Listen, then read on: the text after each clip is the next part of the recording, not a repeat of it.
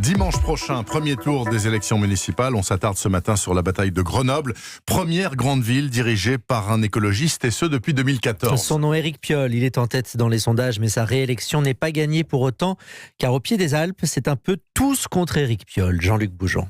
Il est la cible de toutes les critiques. Le maire écologiste sortant, Éric Piolle, ayatollah vert, accusé par ses opposants d'avoir organisé une ville uniquement pour les bobos à vélo.